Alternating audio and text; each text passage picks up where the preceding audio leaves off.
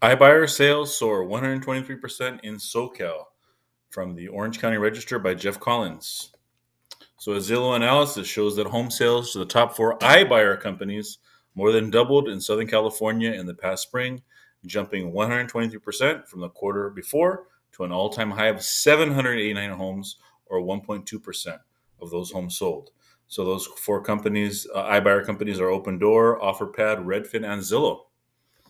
And so, under an iBuyer sales model, homeowners upload a description of their home and get an all cash offer within a day or so based on price algorithms. Then the iBuyer sends an inspector to the home, and the price is reduced to cover the repairs and service fees. In addition, besides an inspector, what they may also do is have you videotape on your phone and do a Zoom walkthrough, and they'll tell you where to go at different parts of the home and film different things, and use that as a way to give you an estimate. So then you decide and you close escrow. The iBuyer then spruces up the home, lists it for sale within a few weeks. An analysis by Old Home Republic says that there's advantages for iBuyers, which is speed and convenience. There's 0 days on the market. You close escrow and can close in 14 days. There's no home showings or open houses, and you can choose your closing date and moving date. The disadvantage of selling to an iBuyer is you get a lot less money to the seller. So here's an analysis comparing if you sell to an iBuyer versus if you sell to an offer just generated through a listing agent. Through an iBuyer, will pay like 90 cents on the dollar, or 450, or compared to 500,000.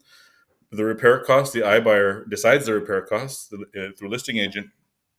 The seller and the buyer negotiate, or the seller decides if they want to repair the items the buyer wants.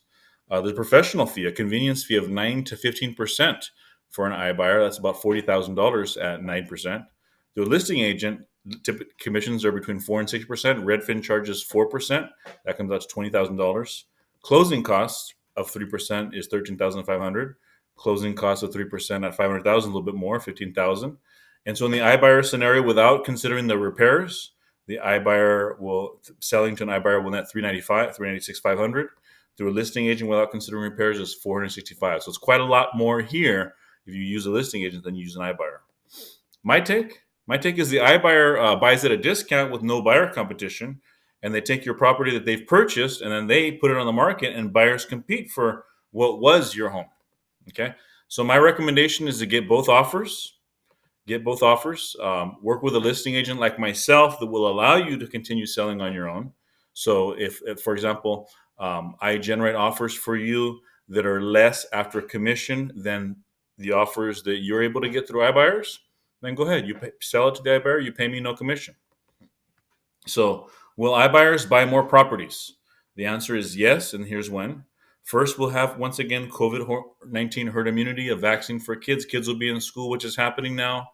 The people will go back to work. The economy will improve. People will not be getting unemployment insurance. 3, the foreclosure moratorium and the eviction ban will be lifted. That's coming soon in September 30th. We don't know if it's going to be extended. Then more homes will flood the market. Interest rates will rise eventually. Eventually, prices will come down. More people will be in foreclosure. And that's when there'll be more iBuyers buying properties. Any real estate questions, feel free to give me a call. No obligation. 323-272-7184. Take care.